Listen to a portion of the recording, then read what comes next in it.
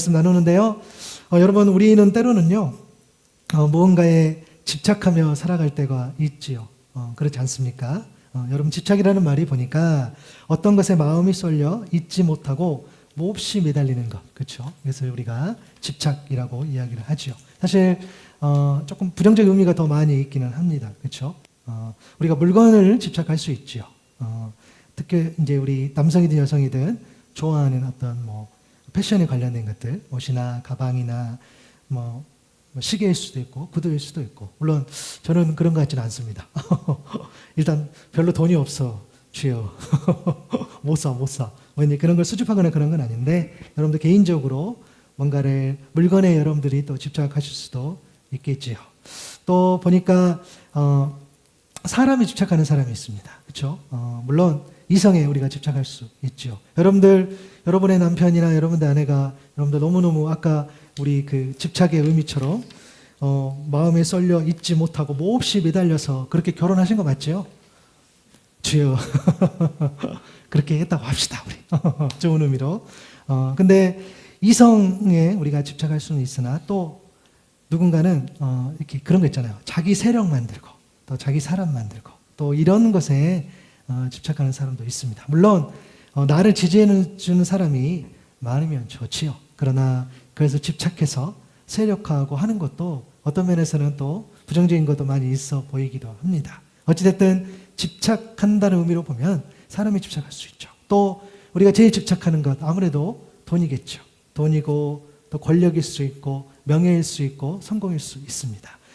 집착하는 것 자체가 좋다 나쁘다라고 바로 이렇게 우리가 단정해 줄 수는 없지만, 그만큼 집착해서 우리의 신앙에 어떤 장애가 생기거나 집착해서 누군가에게 이렇게 피해를 주거나 또 공격하거나 그런 어떤 부정적인 것에 이 집착을 사용한다면 사실은 문제가 있을 수 있겠죠.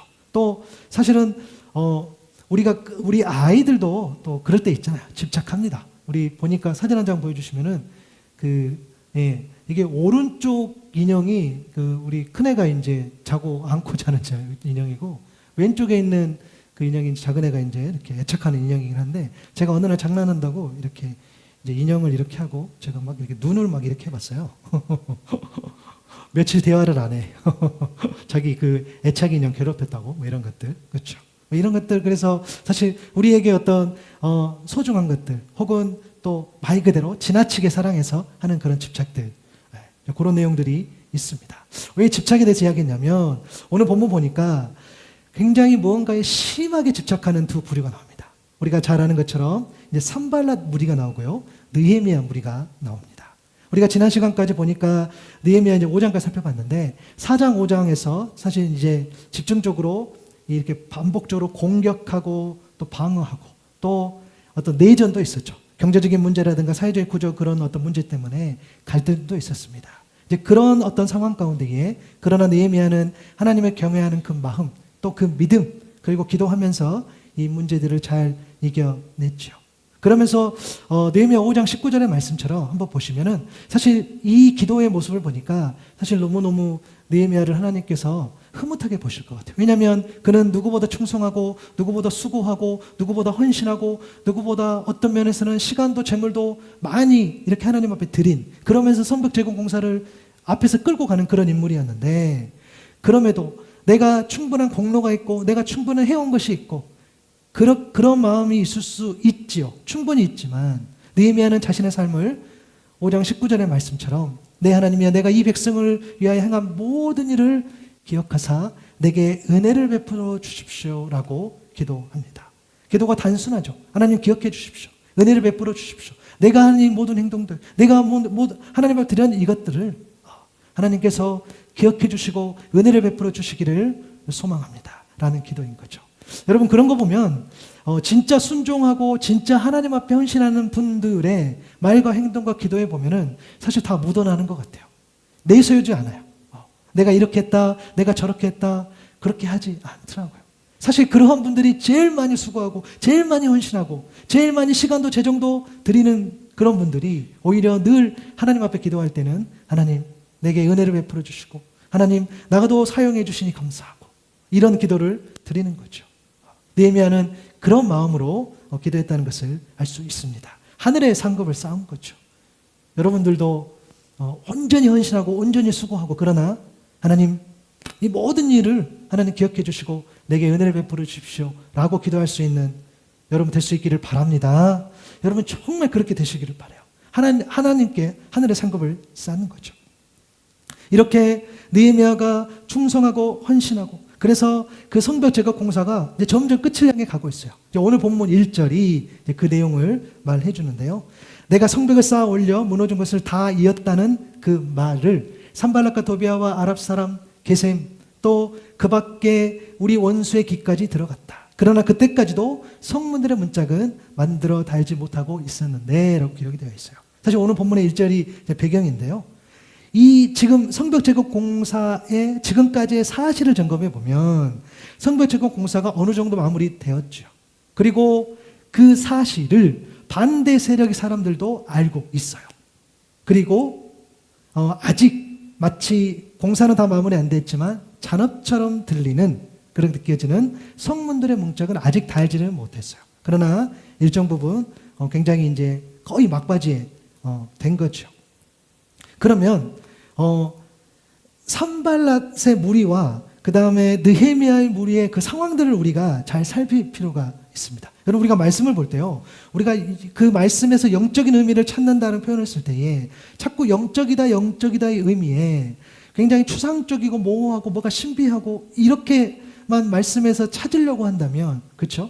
그건 안 되죠. 우리가 어떤 기도의 어떤 내용의 특별한 사건에 우리가 그런 걸 찾지만 사실은 하나님의 역사는 우리 일상 속에, 그냥 우리 드러나는 일들 속에 일어난다는 거예요. 그렇죠? 그래서 여러분들이 여러분의 삶을 잘 사는 것, 내가 오늘 하루도 최선을 다해서 오늘 하루를 묵묵히 걸어내는 것, 이런 것들이 온전한 영적인 의미요 삶임을 믿습니다. 이 내용, 그러니까 이 지금 오늘 뭔가 막 싸우는 것 같고 뭔가 공사하는 것 같고 여기에 무슨 하나님의 뜻이 담겨 있나 이렇게 좀 막연하게 보는 게 아니라 이 사건 안에서 하나님께서 말씀하시고자 하는 그런 말을 그대로 영적 의미를 찾는 거죠. 여러분 산발랏 입장에서는 자기의 입지가 좁아집니다. 자기의 입지가 좋아지기 때문에 자기의 어떤 영향력, 자기의 이권, 자기의 어떤 리더십 이런 것들이 무너지기 때문에 계속 막는 그 모습들. 그러니까 산발랏 일당은 어떻게 하겠어요? 작업을 이제 거의 다 됐어, 들었어. 그러면 그 방해하는 것들을 포기를 하거나 아니면 이제 정말 마지막까지 더 집착해서 괴롭혀서 아직 포기하지 않아 하고 그들을 막아내고 하는 그런 자세를 둘 중에 하나는 취하겠죠. 사실 여러분 산발랏의 행동이요, 우리가 이렇게 봐서 그렇지 사실은 세상의 관점에서 보면은 굉장히 정상적일 수는 있어요. 물론 악하게 불법으로 사람을 괴롭히고 하면은 잘못된 거지만 내 자리를 위협하는 누군가를 견제하면서 때로는 공격하면서 하는 것들이 세상의 논리에서 봤을 때는 사실은 막 정죄하고 그러기는 좀 어려워. 말 그대로 세상의 논리로. 그러나 그것은 여러분들 우리가 잘 알겠지만 성경적이지 않아요. 하나님은 한 번도 그렇게 남을 깎아 내려가면서 누구를 짓밟아가면서 어디에 자리에 올라가고, 그것은 성경적이지 않다는 거예요. 그것이 하나님께 영광이 된다? 여러분 우리 그런 그 거지 같은 메시지 하나님 일을 한다고 해서 뭐 누가 막 손해도 보고, 여러분 물론 가면서 우리가 힘도 들고 할 수도 있죠. 그러나 의도적으로 막 대의를 위해서 소를 희생하고, 여러분 그런 거 없어요. 하나님 그러지 않아요. 예수님 그렇게 십자가를 지시지 않았단 말이에요. 그렇죠? 그렇기 때문에 우리는 언제나 성경적인지, 이것이 예수님 중심적인지, 이것이 하나님 중심적인지 우리가 볼 필요가 있다는 거예요. 그렇죠? 지금 산발랏은 그런 입장이에요. 이제 어떻게 이 자세를 잡을까? 더 공격할까? 더 이놈들을 죽일까? 이렇게 하고 있는 거죠. 느헤미야는 반대로, 느헤미야도 똑같겠죠. 이 정도까지 됐어. 여유로운 마음이 생길 수 있거나, 아니면 아직 안 끝났어. 그래, 막바지야. 마지막까지 집중해야 돼. 그래야지 이 공사를 마무리할 수 있어. 라는 그런 자세이겠죠. 그러나 느헤미야는, 여러분 우리가 이 느헤미야서를 볼 때 제가 늘 말씀드렸어요. 성벽 재건 공사에 왜 그것을 하려느냐 했을 때 그 이유를 한다면 느헤미야의 말과 행동들이 우리가 이해가 돼요. 왜 그랬어요? 성벽을 왜 우리가 그 재건을 해야 됩니까? 이 이스라엘 공동체가, 그렇죠? 성전이 이제 완공이 됐지만 이 성벽, 이 테두리 방어할 수 있는 것이 없기 때문에 또 공격받고 또 어려움을 당하고 늘 불안하고, 그렇죠? 세워가지 못해. 이 공동체가. 그런 어떤 군사적 목적에서 하나가 있었고, 또 하나는 버려진 그들, 하나님 앞에 내쳐진 그들. 그렇게 하나님이 돌아오라고 이야기했지만 돌아오지 않는 그들. 그런데 이제 하나님께서 다시 또 그들에게 기회를 주시고 다시 모일 수 있도록, 다시 말씀에 집중할 수 있도록 기회가 온 거죠. 그래, 성전이 완성되고 성벽을 지으려면서 공동체가 안전해지면서 예배할 수 있는 공간을 찾으면서 다시 한번 공동체가 회복한다. 그런 의미로서 공동체가 다져지는 그런 과정 가운데에 반드시 이 성벽을 재건하는 이 공사를 통해서 더 안정을 누리고 더 이 공동체가 단합하는 것들, 이런 것들이 있겠죠. 그것을 통해서 하나님께서 우리를 여전히 버리지 않으셨다라고 이야기하는 거겠죠. 그래서 느헤미야와 그 일행들, 그러니까 느헤미야 입장에서 너무너무 그게 절실한 거야, 급한 거야, 그렇죠? 하나님 그 마음을 주신 거죠. 그런 의미에서 오늘 본문을 한 문장으로 정리하면 이 산발랏의 집착과 느헤미야의 집착이 이제 이렇게 붙은 거야, 그렇죠? 전쟁하는 거죠, 그렇죠? 산발랏은 어떤 집착으로, 그의 집착은 뭐였고, 또 느헤미야도 그에 맞춰서 어떤 집착적인 모습을 보여준단 말이야. 성벽 제공 공사 방해를 위한 산발락의 집착 첫 번째는 뭐였냐면 음모였어요. 음모. 살해할 음모. 오늘 본문 2절과 4절 상반절을 보면 산발락과 게셈이 어떤 소식을 전해왔는데 오노 들판, 오노 평지로 그 마을로 와서 좀 거기서 만납시다 라고 이야기합니다. 그런데 그들은 똑같은 것을 4번씩이나 요구해요. 여러분, 오노 들판 이 평지는요, 확실한 건 아니지만 예루살렘 북쪽에서 대략 30km가 멀리 떨어져 있는 지역이에요. 그러니까 어찌 보면은 느헤미야를 그의 영향력권 밖으로 끌어내서 이렇게 해치려는 그런 어떤 음모였죠. 여러분 잘 생각해 보세요. 거의 막바지고 이제 사실은 거의 된 것 같아. 그러다 보니까 산발의 입장에서는 이 만나자고 계속 제안할 때에 무조건 협박하고 그랬을까요? 물론 그랬을 수도 있겠으나 조금 더 생각해 보면, 우리가 이성적으로 합리적으로 생각해 보면 오히려 평화협상. 야, 그래, 너 너무 훌륭하다. 너 너무 잘했어. 그래, 우리 같이 한번 도모해보자. 그래서 만나서 한번 지금 우리 서로 다투지 말고 번복하지 말고 한번 잘 해결해 나가보자. 뭐 이런 것들. 양보할 거 양보하고 살 길 찾자. 이런 이야기로 계속 요구하지 않을까요? 오히려 그게 더 맞겠죠. 괜히 분란 일으키고 괴롭히고 이게 아니라 나에게 좋은 아이디어가 있어. 내가 너에게 줄 만한 게 좋은 게 있어. 이렇게 막 제안들을 하는 거죠. 한 번이 아니라 두 번이 아니라 세 번이 아니라 4번. 집요합니다. 여러분, 산발랏의 모습을 통해서 우리는 사단의 전략을 볼 수 있어요. 여러분, 공동체 무너뜨리는 거 아주 쉽습니다. 그냥 리더, 강력한 리더, 그렇죠? 여러분, 이런 것도 있어요. 교회 공동체 가운데에 여러분 생각 가운데 혹시 교회가 이렇게 있으면 담임 목사가 가장 중요하다라고 생각하실 수 있죠. 물론 틀린 말은 아니죠, 그렇죠? 그런데 글쎄요, 저도 제가 이제 목회를 해보니까 글쎄요, 제가 제일 물론 할 수도 있죠. 예, 합니다. 중요하죠. 하는데 교회 안에 저는 근데 또 제가 이렇게 또 묵상해 보면 아니요. 교회는 목사 때문에 그게 아니에요. 하나님의 사람 때문에. 제가 하나님의 사람이 아니고 제가 하나님 앞에 순결하고 정직하고 순종하지 아니한다면 하나님 저를 설령 이 자리에 세우신다고 해도 그렇게 잘 안 써요. 그럴 수 있죠. 그러나 하나님의 사람, 공동체 가운데 그 공동체가 크든 적든 정말 하나님 앞에 순결하게 나아가는 그 예배하는 한 사람이 있다면 그 공동체를 지켜줄 줄로 믿습니다. 그 사람을 흔드는 거지 사실. 그렇죠? 그 사람을 괴롭힌 거지. 간단해요. 가정에서도 그렇잖아요. 엄마든 아빠든 영적인 리더가 있을 거 아닙니까? 물론 엄마 아빠 둘 다 그런 역할을 하지만 그냥 흔들면 끝나는 거예요. 공동체에 많아. 아무리 견고하고 아무리 괜찮은 어떤 무리여도 그냥 그 리더를 괴롭히면, 그 리더를 어렵게 하면 무너지는 거죠. 그렇게 계속 괴롭혀요. 사단의 전략들. 그리고 여러분, 이게 있어요. 뭐냐면 사람에게 좋아 보이는 것과 하나님께서 정말 괜찮다고 하는 것이 다를 수 있어요. 우리가 살 때에 어떤 결정을 합니다. 그렇죠? 내가 좋아 보이는 것, 괜찮은 것 아니야. 이거는 분명히 하나님께서도 괜찮아 하실 거야 라는 것들이 있죠. 그런데 우리는 늘 영적으로 민감해야 되는 이유가 뭐냐면 사실 내가 선택하고 내가 했던 그런 괜찮은 것들이 하나님 보시기에 좋지 않은 것일 수도 있다니까. 그렇죠? 그러니까 여러분, 공동체가 너무 중요한 거예요. 공동체가, 여러분, 제가 혹은 누군가가 공동체 안에서 잘못된 것을 혹은 하나님 보시기에 옳지 않는 것들을 그럴듯하게 포장해하고 막 주장했을 때에 거기에 같이 동조하고 동요하고, 아니요, 그러면 안 되죠. 다른 거죠. 근데 사단은 그렇게 괴롭혀요. 엄청 자극적인 걸로 우리를 힘들게 할 수 있으나 그럴듯한 거, 괜찮은 거, 이렇게 해도 되고 저렇게 해도 되고 이런 것으로서 공동체. 그래서 정말 하나님이 괜찮다고 하는 것들을 선택하지 못하게 하는 그런 교묘한 작전들을 쓰는 거죠. 지금 이 막바지에 와서 그런 어떤 음모 가운데 있으면서 하여튼 별의별 것으로 다 이 느헤미야를 어떻게 해요? 흔들어 놓는 거죠. 그런 상황이라고 우리가 보면 돼요. 그래서 여러분 늘 영적으로 깨어 있을 수 있기를 바랍니다. 내가 좋아하는 것, 내가 괜찮아 보이는 것, 사람이 좋다고 하는 것 아니요. 우리가 하나님 앞에서 늘 점검할 수 있어야 된다는 거죠. 그 음모를 가지고 선발렛은 계속 집착합니다. 계속 보냅니다. 반복적으로. 두 번째 선발하기 집착이 뭐였냐면은 거짓 소문이었어요. 여러분 오늘 보면 5절, 6절, 7절을 보면 다섯 번째 노라고 시작이 되죠. 그렇죠? 네 번째까지 그렇게 보냈는데 이번 주 다섯 번째 보니까 내용을 보내왔는데 이게 좀 내용이 달라졌어요. 내용이 달라지면서 원래 보통 편지는 이렇게 임봉하죠. 닫혀져 있어야 되는데 열렸단 말이에요. 그러면서 내용이 이제 그 내용은 이거죠. 당신과 유다 사람들의 반역을 모의하고 있다. 성벽을 쌓는 것도 그 때문이라는 소문이 여러 민족 사이에 퍼지는 거 있다. 가스문이 게셈입니다. 게셈의 아라비아식 이름 표기인데요. 이 가스무도 이 사실을 확인했고 그리고 이 보고에 따르면 당신은 그들의 왕이 되려고 하고 있다.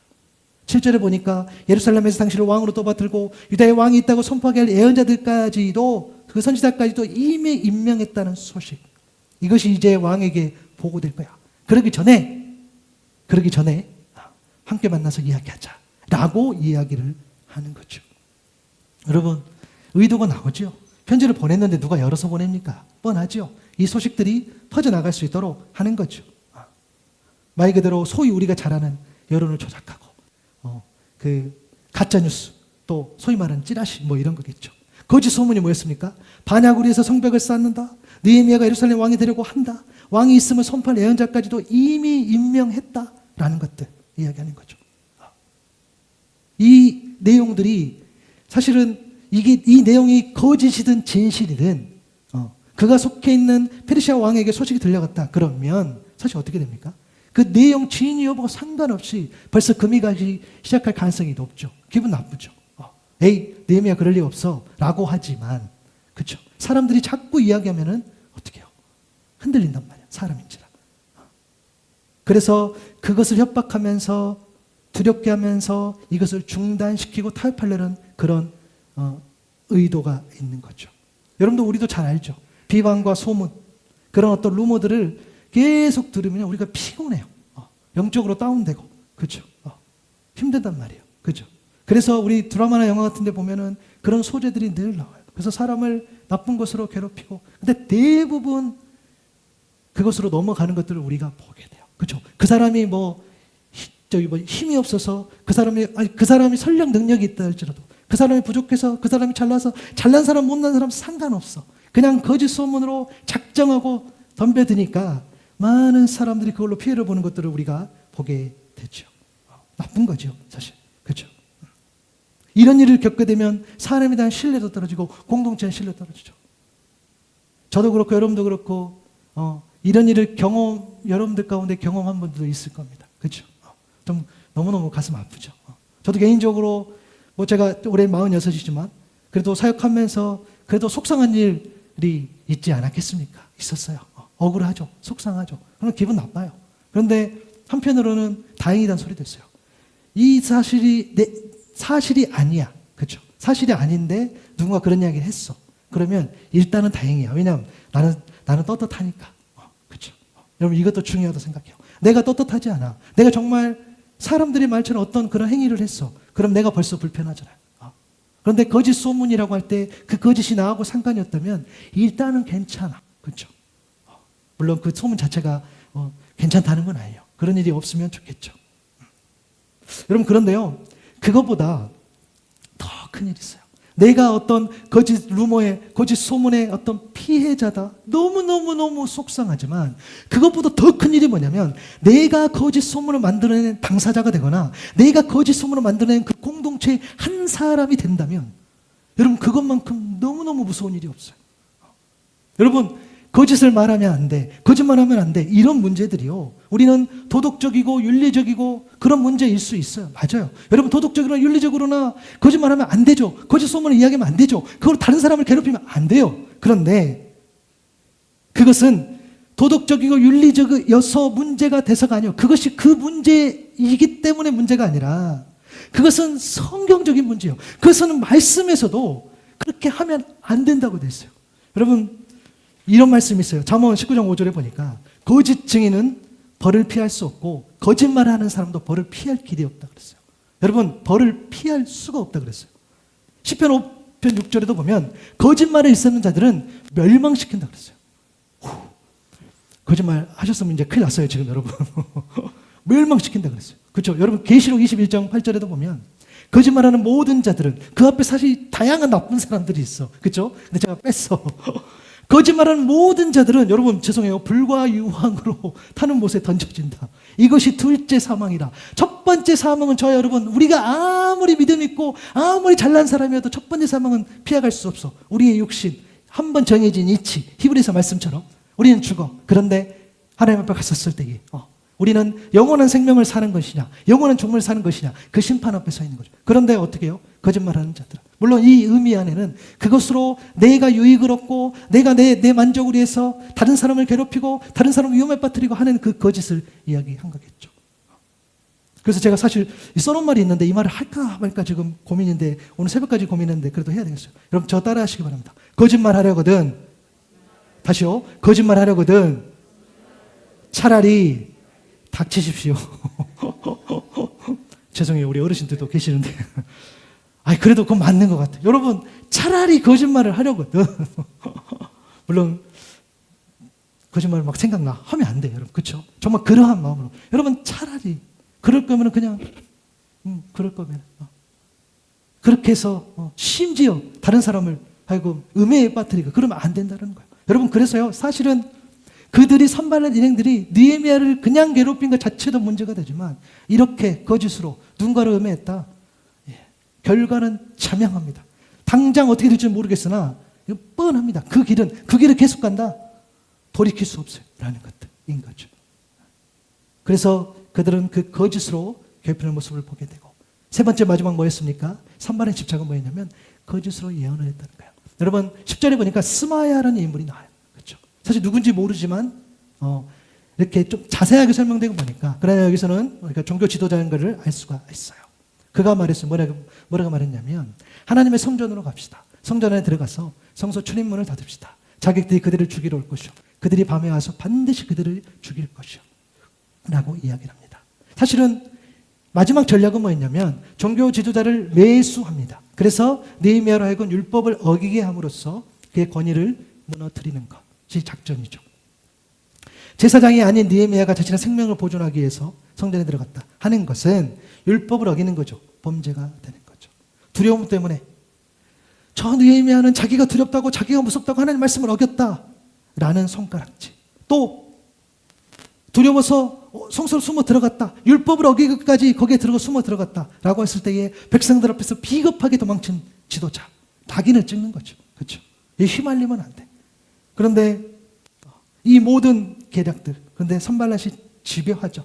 종교 지도자에게 뇌물을 주는 거죠. 여러분, 선발랏이 뇌물을 준 그 사람, 물론 여기는 누군지 정확히 모르지만 느헤미야하고 가깝지 않는 사람일 수가 없겠죠. 그건 말이야. 성립이 안 되잖아요. 그러니까 느헤미야도 충분히 대화하고 관계 맺은 사람이 있을 거라고 우리가 보는 거죠. 그런데 느헤미야도 알았을 겁니다.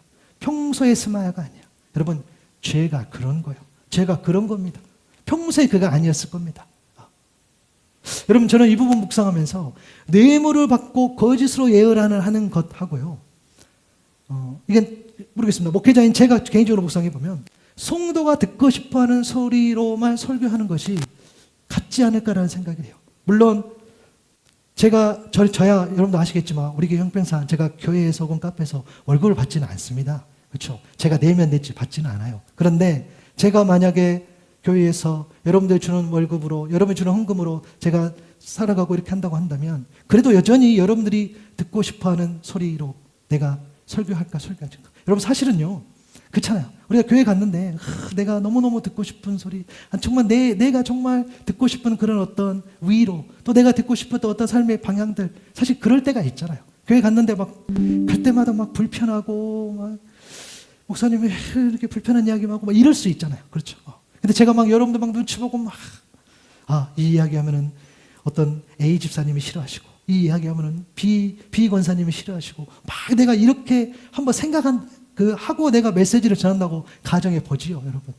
이거 무슨, 별 차이 없지 않습니까? 그렇죠. 뇌물 받고 거짓 예언으로 하는 거. 사실 같은 거겠죠. 이런 것들. 나쁜 거죠. 하늘 보시기 옳지 않은 거죠. 여러분, 출애굽기 23장 8절에도 뭐라고 되어 있냐면, 너희는 뇌물을 받아서는 안 돼. 왜? 뇌물은 사람의 눈을 멀게 하고 의로운 사람 말을 왜곡시킨다라는 거야. 여러분의 치아가 괜찮아서, 여러분이 굉장히 하나님 보시기에 의로운 사람이었어. 그런데 여러분이 어떤 잘못된 것으로, 악의적인 것으로 뇌물을 받는다. 여러분의 눈은 멀고 여러분의 말은 왜곡될 겁니다. 그렇죠? 잠언 15장 27절에도 불의한 이익을 탐내는 사람은 자기 집에 해를 끼치지만 뇌물을 거절하는 사람은 오래 산다는 거. 여러분, 우리 거절해서 오래 삽시다. 아멘. 오래 삽시다. 거절해야 돼. 왜요? 여러분 이상한 사람 되는 거야. 왜냐하면 전도서 7장 7절에도 보니까 탐욕은 지혜로운 사람을 어리석게 만들고 뇌물은 지혜로운 사람의 마음을 병들게 해요. 여러분, 뇌물을 받아서 그게 당장 좋아서 어떤 대가를 받아서 지금 당장 그것으로 잘 먹고 잘 사고 몸에 좋은 거 막 사서 먹었어. 몸에 좋은 거 갖다 막 다 발랐어. 여러분, 마음이 병듭니다. 죽습니다. 이런 것들. 죄가 그런 거죠. 지금 산발랏의 집착, 그는 마지막까지 흔들기 위해서 온갖 나쁜 것들을 다 들이댑니다. 그렇죠? 음모를 깨게 하고 소문을 내고 심지어 종교 지도자를 세워서 거짓 예언까지 하는 그런 모습들. 그런데 이 상황 가운데에 느헤미야도 똑같이 집착합니다. 그는 살해 음모 앞에 거룩한 사명으로 응대하죠. 오늘 2절과 3절에 보니까 나는 그 말 속에 그들이 나를 해치려는 흉기가 있는 줄 알았어. 그리고 3절에 보니까 나는 지금 큰 공사를 하고 있으므로 내가 내려갈 수 없어. 내가 어찌 이 일을 중단하고 여기를 떠나서 당신들에게 내려가라고 하는 말이요. 그리고 4절에도 보니까 그때마다 나는 똑같은 말로 대답했다라고 기록이 되어 있어요. 느헤미야 마음. 여러분, 느헤미야의 어떤 그런 상황 마음은요, 성경에 막 기록되어 있지는 않아요. 그런데 그는 극도로 예민했을 거예요. 마지막까지 긴장하고, 그렇죠? 막바지, 더 이상 본란이 없어요. 마무리 잘 지어야 되고, 이런 것들. 그리고 어떤 면에서는 그도 좋은 어떤 대안이 있으면, 좋은 어떤 부분이냐면, 여러분, 느헤미야라고도 막 적지고 싸우고 싶겠습니까? 누구랑 막 공격하고 누구를 막 방어하고 그러고 싶겠습니까?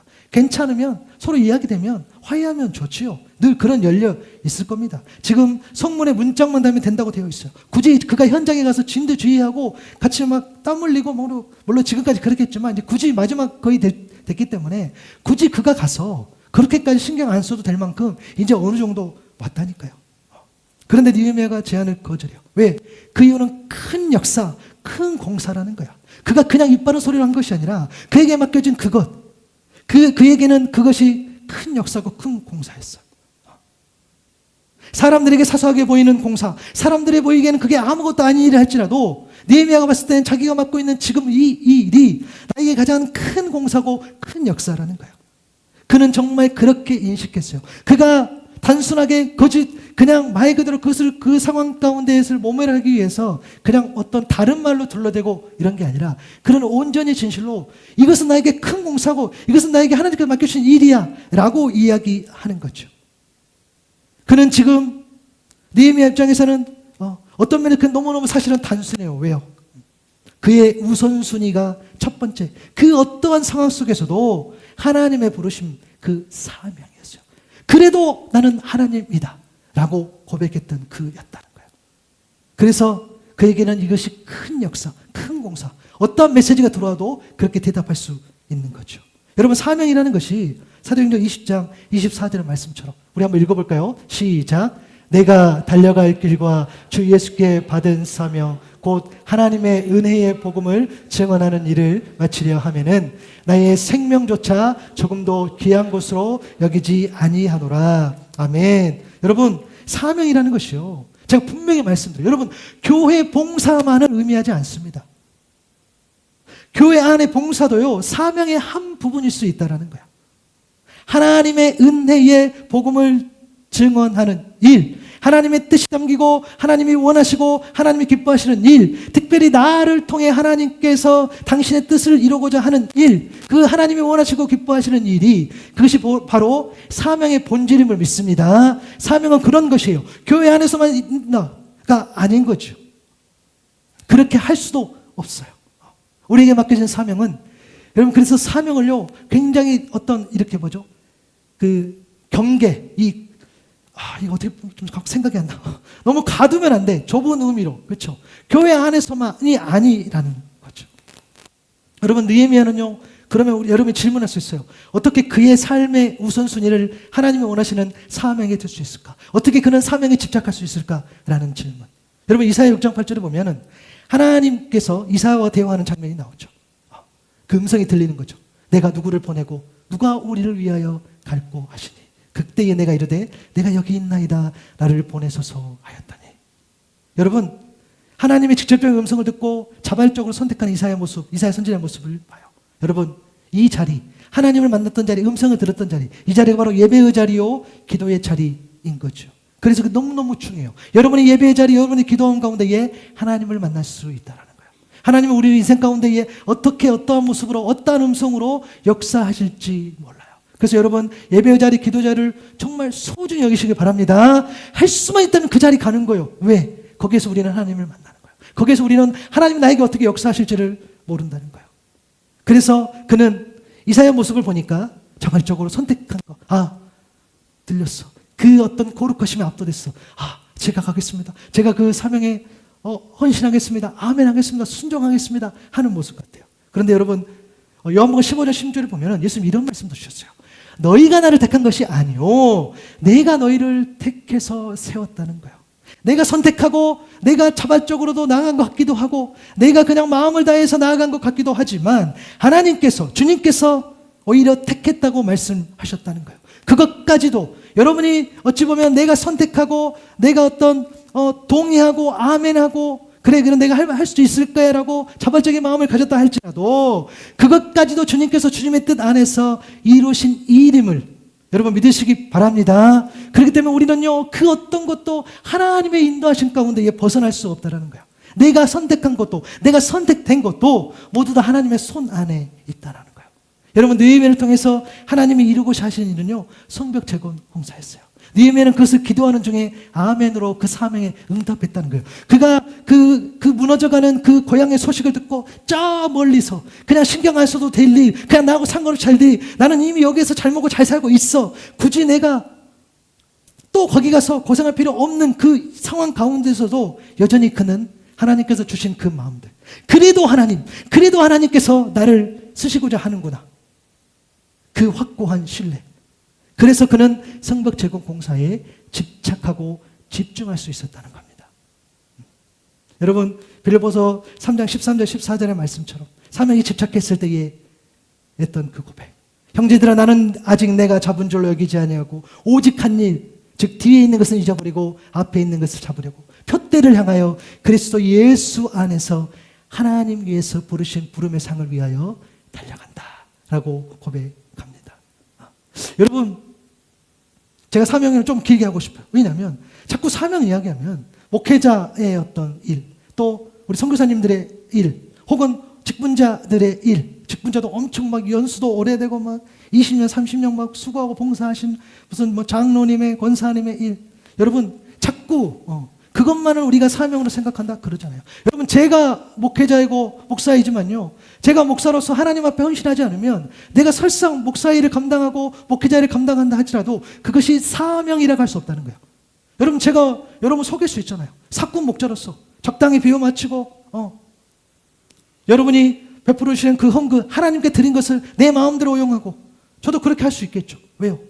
할 수 있잖아요. 직업적으로 언제든지. 그리고 잘 포장해서 여러분을 속여가면서 돈을 요구하고 여러분을 속여가면서 어떤 자리를 요구하고 여러분을 속여가면서 여러분의 열정들을 내가 원하는 데 사용하고 할 수도 있겠죠.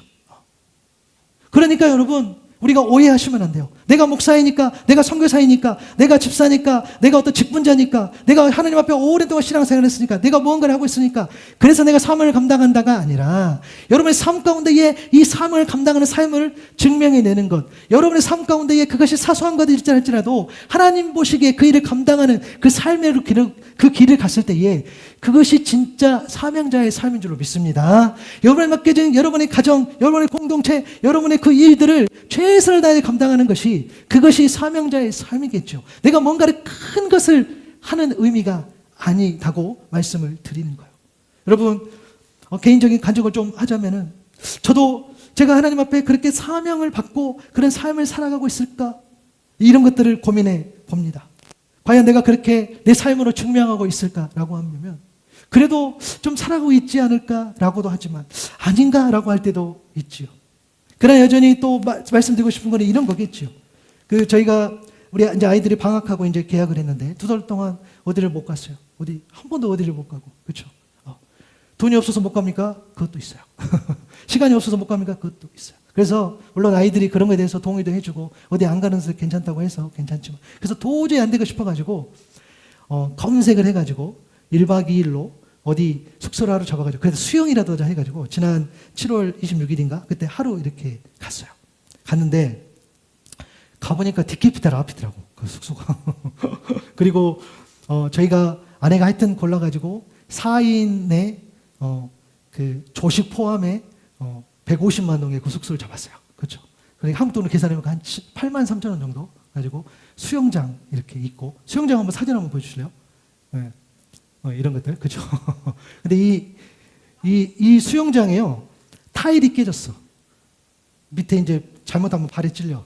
근데 우리는 신발을 신고 수영을 감행했어요. 왜냐하면 저거 하러 갔는데 아무도 안 오더라고. 그래가지고 우리끼리 마음대로 놀았어요. 저거는 목욕탕이 아니에요. 수영장이에요, 여러분.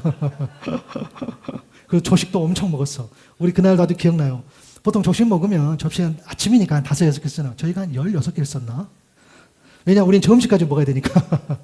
여러분, 제가 왜 이 말씀 드리냐면, 이날 그 저녁에도 그리고 그때 비가 많이 왔어요. 비가 많이 올 것 같았어요. 그래서 저는, 여러분, 제 사명이요. 교회를 지키는 거잖아요. 그날 거기서 그렇게 놀았지만, 저녁에 저는 또 다시 교회 여기 와서 새벽에 비가 올 줄 몰라가지고 제가 해서 잠은 못 자고 저는 왔어요. 그리고 조식은 제가 먹을게요, 안 먹을게요. 당연히 먹었죠. 아침에 또 갔어요. 조식 먹으러. 이런 것들. 네. 여러분 별거 아니죠. 그냥 여기 와서 혹시 저희 테라스 요즘에 물 차가지고 난리 나니까 그냥 그 교회 예배 드리는데 지장이 있으면 안 되니까 거기 와서 저는 또 그것이 제 사명이라고 생각하고 와서 또 그냥 버티는 거예요. 그렇죠?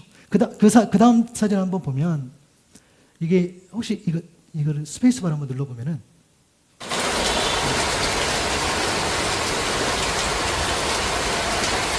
여러분 이게 5초거든요. 제가 5초만 찍었어요. 왜냐면 5초를 찍는데 너무 이제 물이 너무 많이 들어오니까 아시겠지만 양쪽 테라스가 전날이 8월 4일입니다. 여러분 혹시 기억하시면 모르겠지만 8월 4일 날 비가 너무 많이 와가지고 저게 시작한 지 이렇게 저기 들어온 지가 한 3, 4초 만에 여기는 이제 흥건해가지고 양쪽에 가지고 제가 30분, 25분 넘었어요. 여러분 제가 또 허리도 안 좋잖아요. 앉아가지고 너무 이제 물을 계속 뺐어요. 이걸로 안 돼요. 이거를 푸고 또 푸고 너무 이제 허리가 끊어질 것 같아. 이렇게 했다가 또 푸고 또 이렇게 했다가 이런 것들. 그러니까 내가 한 25분 넘게 막 이렇게 하고 있으니까 저쪽에서 어떤 음성이 들려요. 어떤 음성이냐? 모타이바 이렇게 들리더라고. 저 건너편 맥주집에서 자기들 이렇게 짠하고 있더라고. 와, 내가 좀 죽겠더라고요. 이런 것들. 지금 저거 이렇게 비가 너무 많이 와가지고. 그래서 그날도 이렇게 하면서 그때 제가 하는 주신 음성이 있어요. 그래, 한 명이라도 깨워서 교회를 지키면 교회가 더 사는구나. 예배 드릴 수 있도록. 비가 너무 많이 와가지고. 그래서 주인에게 몇 번을 이야기하고 이것도 해야 되는데. 근데 감사하게 3고 초려, 4고 초려 했나? 그래가지고 양쪽에 또 뭔가를 또 세팅을 해줬어요. 물론 저거는 해결을 못하는 것 같아요. 이쪽 지역에 이렇게 해가지고 이런 것들. 여러분, 저는 제가 다른 건 몰라도 저는 사명을 가지고 살아가고 있다고 저는 믿습니다. 여러분 제가 뭐 엄청 큰가 합니까? 앉아서 그냥 물 뺐어요. 여러분 이게 엄청 뭐 대단한 일입니까? 아무것도 아니잖아요. 저는 근데 하나님 앞에 내가 사명을 가지고 산다고 고백해요. 여러분 가운데 막 어마어마하게 대단한 일? 아니요.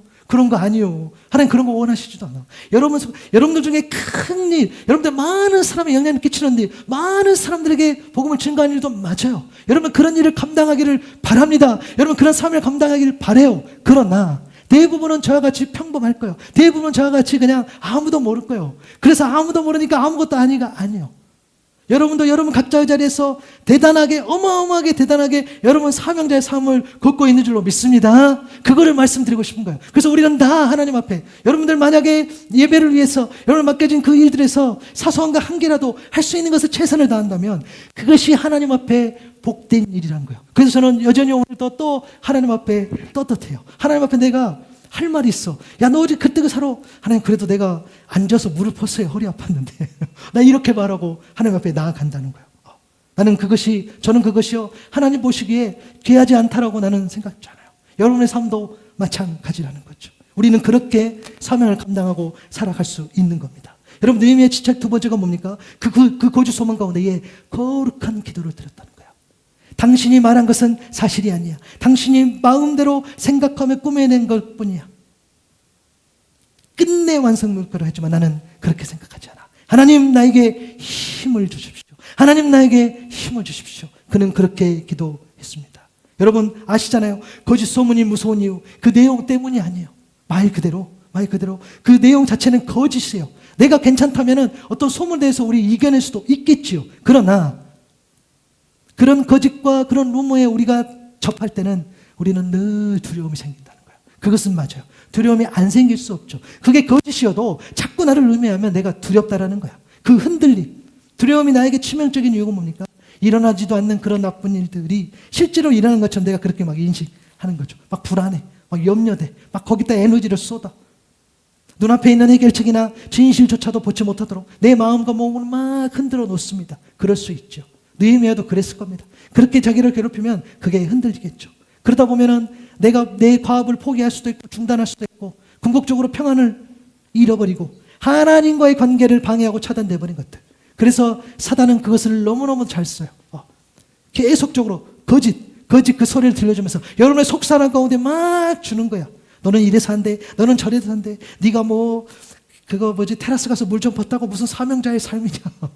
내 속사람 가운데 늘 나를 막 괴롭혀. 거짓. 여러분 이것을 이겨내는 방법은 특별한 게 아니에요. 하나님을 믿는 믿음으로 하나님께 나아가서 기도하는 방법밖에 없음을 믿습니다. 다른 게 이유가 되는 것이 아니에요. 그렇죠? 이제 내 손을 힘있게 없어서 하나님 나에게 능력을 주십시오. 하나님 나에게 힘을 주십시오. 이렇게 하나님을 부르짖을 때에 그래도 하나님 당신밖에 없습니다 라고 기도했을 때에 우리는 하나님의 그 은혜를 누리고 이겨낼 수 있다라는 거죠. 근데 여러분 문제 앞에 더 심각한 문제 생각해 보니까요. 여러분도 잘 들어보세요. 생각보다 기도 많이 하지 않는다는 거야. 내게 그렇게 어려운 일이 있고 힘든 일이 있어도 우리가 생각보다 기도하지 않아. 기도하지 않고 그냥 내가 할 수 있는 걸 찾고 기도하고 안 되겠는데 이것도 하고 저것도 하고 할 때가 많다는 거야. 하나님 앞에 기도하는 거 빼놓고 하나님 찾는 거 빼놓고 다 시도해. 안 돼. 그런 우리의 모습을 보게 된다는 거예요. 그렇죠? 제가 지난 수요일까지 그 기도의 강자라는 주제로 사실 말씀을 나눴었는데 저희들 이제 2달 끝나 다음 주는 이제 베드로 이야기로 제가 좀 넘어가는데 지난주 마지막 주제가 이거였습니다. 여러분 잘 아시는 바울과 실라 감옥에 갇혔을 때에 그 기도했을 때 감옥문이 열렸던 사건을 이렇게 조금 다뤘죠. 그들은 억울하게 매맞고 그럼에도 죽음의 위협 속에 근데 그 감옥에 갔지만 그들이 기도하고 찬양했을 때에 일어났던 일이 사도행전 16장에 있었잖아요. 여러분 기도의 강자 이엔 바운즈가 쓴 기도의 강자에 보면 이런 글이 있어요. 아까 그 장면인데 감옥에서 바울과 실라가 드린 기도보다 더 아름답고 더 풍성한 열매를 맺은 기도가 또 있을까? 바울은 기도에 익숙한 사람, 기도를 사랑한 사람, 기도에 전념한 사람이었다. 그렇기 때문에 그토록 암담하고 절망적인 상황에 기쁨의 찬송을 부르며 기도할 수 있었던 것이다. 여러분 어느 날 갑자기 누가 기도하냐면 그냥 갑자기 기도 안 하다가 기도랑 상관없이 담섰다가 갑자기 어려움이 생기니까 갑자기 필요해서 그렇게 찾는 기도하는 사람이 기도하는 것이 아니라 결정적 순간에 기도하는 사람은 기도에 익숙하고 기도를 사랑하고 기도에 전념하는 사람인 줄로 믿습니다. 여러분이 기도에 익숙한 것이 너무너무 중요해요. 기도가 잊어버리면 안 돼. 여러분 금방 까먹어요. 금방 성경을 안 읽으면 성경 있는 걸 잊어버리고 기도하지 않으면요. 기도하지 않은 걸 너무너무 금방 잊어버려. 우리는 기도에 익숙해야 돼요. 우리는 기도를 사랑해야 돼요. 우리는 기도에 전념해야 돼요. 그래도 하나님만을 찾아야 돼요. 그럴 때 우리는 여러분 결정적 순간에 하나님을 찾을 수 있음을 믿습니다. 익숙합시다. 기도에 익숙합시다. 예배 드리는 것에 익숙해야 돼요. 찾아야 돼요. 익숙하다는 건 뭡니까? 내가 힘이 들 때도, 내가 너무 은혜가 막 올라와, 느낌이 좋아, 영적인 강함이 있어, 그때 예배하는 것도 좋죠. 근데 내가 너무 다운되고, 내가 너무 힘들고, 너무너무 어렵고, 에이 지금 예배할 때가 아니야, 기도할 때가 아니야 할 때도 익숙하게 내가 하나님 앞에 나아가는 그 모습인 거죠. 마지막으로 느헤미야의 집착이 뭐였습니까? 그 거짓 예언 앞에 거룩한 말씀으로 나아갔다는 것. 11절부터 쭉 보니까 나 같은 사람들로 도망이나 다니란 말이요, 나 같은 사람이 성소에 들어갔다는 걸 절대로 살아날 수 없어. 나는 그렇게 못하고 그가 하나님이 보내신 예언자가 아니라는 것을 나는 알았다. 그가 매수됐고 나를 해치는 예언을 했다. 스마엘을 매수한 것은 나에게 겁을 주어 성소를 범하는 죄를 짓게 하여서 나의 명예를 떨어뜨리려고 나를 헐뜯려는 속셈이었다. 내 하나님이여, 도비아와 선발라 여선지 노야다와 그 남은 선지자들 곧 나를 두렵게 하고자 한 자들의 소행을 기억하옵소서 하였더라. 느헤미야는 알고 있죠. 성소에 제사 드리면 들어갈 수 있어요. 그가 알고 있는 그 말씀. 왜 나도 아는 말씀, 너도 아는 말씀, 세상 사람들 다 아는 말씀인데 왜 말씀하고 다른 예언을 할까? 왜 말씀하고 다른 이야기를 할까? 여러분, 사실은요, 그게 평소의 생각이지만 나하고 관계 있는 사람이, 나하고 친밀한 사람이 그럴듯한 말로 포장을 하잖아요. 우리는 말씀이라고 할지라도, 내가 아는 말씀이라고 할지라도 그 말씀에 입어대는 말과 행동과 판단을 할 때가 많다는 거예요. 그것은 목사라고 뭐 이해가 없어요. 그것은 선교사님이라고 이해가 없어요. 그것은 신앙생활을 오래 한 사람도 이해가 없는 거예요. 그렇죠? 내가 깨어있지 않으면 내가 다른 사람으로도 영향을 받을 수 있다는 거예요. 그렇죠? 안 된다는 거예요. 그런데 어떻게 하나님의 말씀인데 하나님의 말씀에 그것을 위배될 수 있어요? 그것은 본질이 아니죠. 하나님 말씀의 본질이 아니죠. 그렇게 될 수가 없어요. 말씀을 벗어나서 하나님의 말씀하시지 않겠죠. 만약에 말씀을 벗어난 것처럼 느낀다는 것은 그냥 초월적인 일이 일어나는 거겠지, 사람이 헤아릴 수는 완전히 없겠지. 그럴 수가 없다라는 거예요. 느헤미야는 목숨보다 하나님의 법인 말씀을 지키는 길을 택한 것이죠. 그리고 그는 자신을 음해하고 살해했던 대적들, 그들을 직접 처단하고 개인적으로 보복하려고 하지 않았습니다. 그렇게 하지 않았죠. 오직 하나님께 판단을 맡기고 하나님 손에 맡기는 것들을 보게 돼요. 거기다가 에너지를 쏟지 않아요. 누가 나를 괴롭히고 누가 나에 대해서 음해하고 누가 나에서 거짓 예언까지 하면서 나를 흔들어 놓았을 때에 그럼 그 사람은 왜 그럴까? 그 사람 나에게 왜 그럴까? 라고 내 에너지를 쏟을 수도 있겠죠. 그렇게 우리가 또 살아갑니다. 속상하니까 욕도 할 수도 있고 공격할 수도 있겠지요. 그러나 느헤미야가 선택한 건 뭔가? 거기에 대한 에너지, 거기에 대한 분노나 억울함에 갇혀있지 않고 그는 오히려 자유로운 것을 선택한 거죠. 하나님 안에서 자유로웠어. 하나님, 내가 너무너무 속상하고 내가 너무너무 억울하고 내가 너무너무 기분도 안 좋지만 하나님께 맡기오니 하나님 좀 해결해 주십시오. 저들의 소행을 기억하옵소서라고 기도하는 거죠. 로마서 12장 19절의 말씀처럼 사랑하는 여러분, 여러분은 스스로 원수를 갚지 말고 그 일은 하나님의 진노하심에 맡기십시오. 성경에도 기록되기를 원수 갚는 것은 내가 할 일이니 내가 갚겠다고 주님께서 말씀하신다 하였다는 거예요. 여러분, 내가 듣고 싶은 말씀만 골라 들으려 해서 말씀이 안 들려요. 안 보이는 거예요. 그래도 하나님, 그 하나님께 우리가 맡기면 여러분 기도하면서 내가 속상해, 저 사람 좀 안 됐으면 좋겠어, 저 사람 좀 무너졌으면 좋겠어 라는 마음이 막 들어. 그래서 막 기도해, 막 공격해. 여러분, 그런 식으로 하나님과의 관계 맺으면 안 되겠죠. 그런 메시지를 하나님, 분명히 저 누군가가 저 상황이 나를 힘들게 했으니까 저거는 무너져야 맞잖아요, 무너지게 해주십시오 라는 것들, 여러분 그 막 메시지를 듣고 싶어서 기도한다면 들리지 않을 겁니다. 우리 하나님 그렇게 역사하지 않으세요. 정말 그렇다고 한다면 우리가 기도하기 전에, 우리가 말하기 전에 하나님께서 이미 정리해 주신다는 거예요. 우리는 그런 것들을 실제로 삶에서 경험하는 거죠. 그래서 여러분, 듣고 싶은 말 골라서 그런 것들이 아니라 온전히 어떠한 상황 속에서도 하나님의 말씀에 맡기고 그 말씀이 말씀해 주신다는 거예요. 말씀이 길을 열어주신다는 거예요. 말씀의 필요에 따라 자비도 허락하시고 때로는 진노하심을 통해 심판도 허락하신다는 거예요. 그러므로 어떠한 상황 속에서도 하나님의 말씀만 의지하는 저와 여러분 될 수 있기를 바랍니다. 여러분, 정리하면서 선발라스의 집착, 느헤미야의 집착과 붙었어. 살해의 음모와 거룩한 사명이 붙었고 거짓 소문과 거룩한 기도가 붙었고 거짓 예언과 거룩한 말씀이 붙었어요.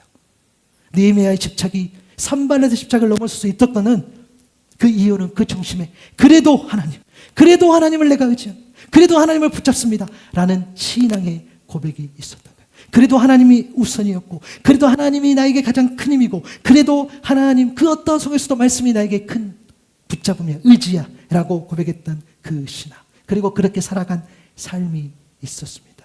그래도 하나님이 우선이고 그래도 하나님이 큰 힘이고 그래도 하나님의 말씀을 의지하고 그렇게 나아갔을 때 그렇게 맡겨진 사명을 감당할 수 있는 저와 여러분 될 수 있기를 바랍니다.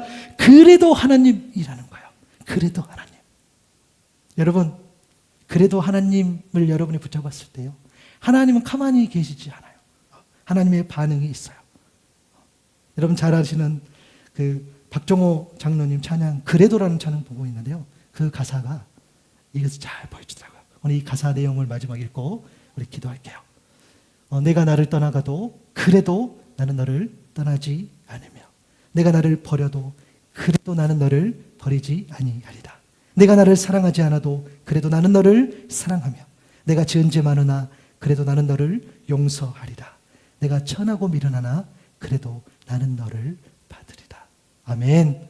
그래도 하나님을 선택했을 때에 하나님께서도 그래도 여러분을 포기하지 않는다는 거 잊지 마시고 어떠한 상황 속에서 그래도 하나님을 붙잡는 우리 모두 될 수 있기를 바랍니다.